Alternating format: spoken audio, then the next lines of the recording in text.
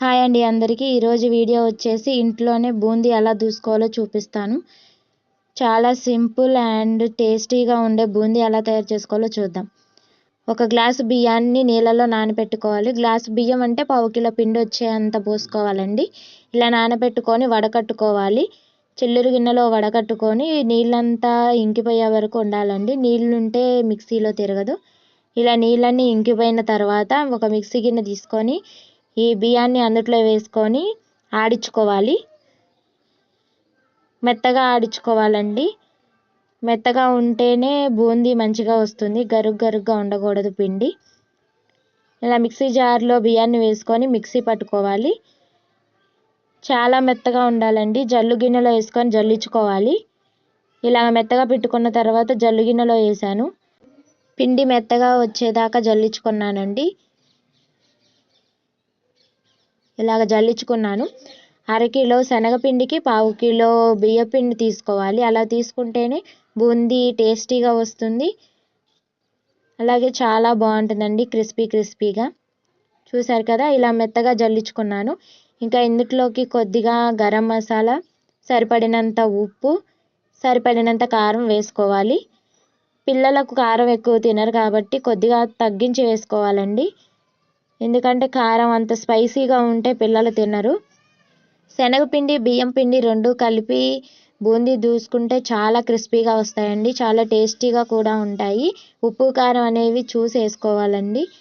సరిపడినంత కారం అయితే తగ్గించేసుకోవాలి. 1కి 10 సార్లు చెప్తున్నాను. ఎందుకంటే పిల్లలు స్పైసీగా తినడానికి అంత ఇష్టపడరు. ఎందుకంటే వాళ్ళ నాలుక చాలా సున్నితంగా ఉంటుంది. అందుకని వాళ్ళు అంత స్పైసీ తినలేరు. తగ్గించి వేసుకున్నాను నేనైతే.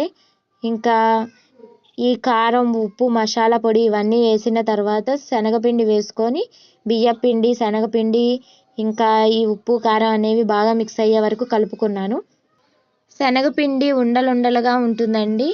అందుకని చాలా మెత్తగా కలుపుకోవాలి. ఉండలు అనేవి లేకుండా కలుపుకోవాలి. ఇలాగ పొడిపిండినే ఉండలు లేకుండా కలుపుకోవాలి. తర్వాత కొద్దిగా వాటర్ని యాడ్ చేస్తూ మంచిగా మిక్స్ చేసుకోవాలి. చూసారు కదా, ఇలాగ ఉండలు లేకుండా కలుపుకున్న తర్వాత వాటర్ని యాడ్ చేశాను. వాటర్ కూడా పోసిన తర్వాత కొద్దిగా కలుపుతూ ఉండాలి. ఒకేసారి వాటర్ మొత్తం పోసేయకూడదండి. ఎందుకంటే శనగపిండిలో ఉండలుగా ఉంటుంది. ఉండలుగా ఉంటే బూందీ సరిగ్గా రాదు. వాటర్ పోసిన తర్వాత ఇలాగా మొత్తం పిండిని చిన్నగా కలుపుతూ ఉండాలి. ఎంత ఎక్కువసేపు కలుపుకుంటే అంత బాగా వస్తాయండి బూందీ అనేది. ఇలా కలుపుకోవాలి. ఇలా మెత్తగా కలుపుకున్న తర్వాత చూసారు కదా, ఒక్క ఉండ కూడా లేకుండా ఎంత సాఫ్ట్గా వచ్చిందో. ఇలా పిండిని సాఫ్ట్గా కలుపుకోవాలండి. సాఫ్ట్గా కలుపుకుంటే బూందీ అనేది బాగా వస్తుంది. పిండి ఇలాగ కలిపి పక్కన ఉంచుకున్న తర్వాత స్టవ్ పైన కళాయి పెట్టి సరిపడినంత ఆయిల్ పోసుకోవాలి. ఆయిల్ బాగా హీట్ అయ్యే వరకు ఉంచాలండి. తరువాత బూందీ దూసుకోవడానికి బూందీ జల్లిగంట ఉంటుంది కదండి, అదేని తీసుకోవచ్చు.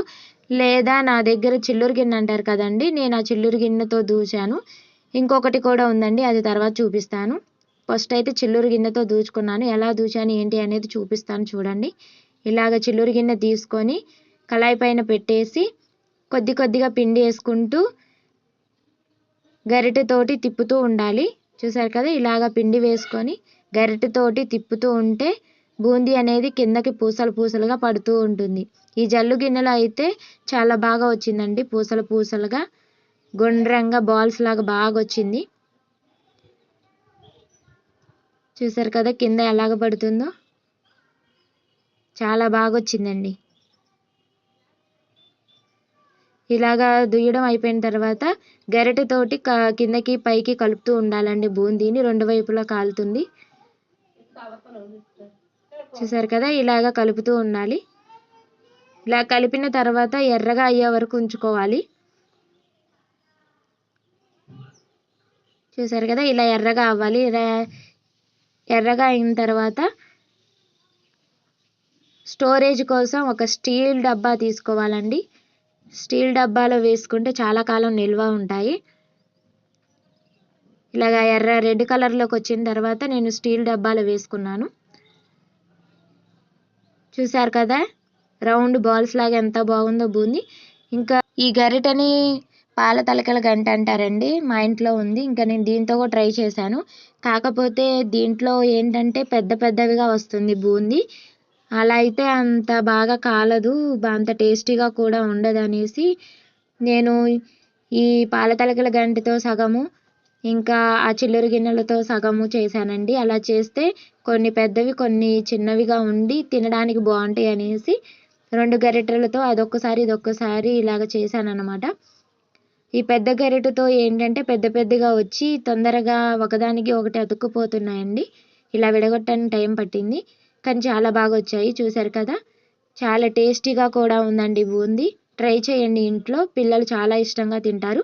ఇలా డైరెక్ట్గా తినేయొచ్చండి ఈ బూందీని.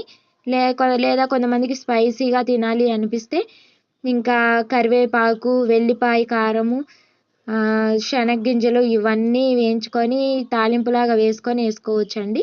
అలాగైనా టేస్టీగానే ఉంటాయి. కాకపోతే చిన్నపిల్లలకి ఇలాగ డైరెక్ట్గా తింటేనే బాగుంటాయి, వాళ్ళంత స్పైసీ తినరు కాబట్టి. టేస్టీ అయిన బూందీ రెడీ అయిపోయిందండి. చాలా టేస్టీగా ఉంది. మీరు కూడా ఒకసారి ట్రై చేయండి.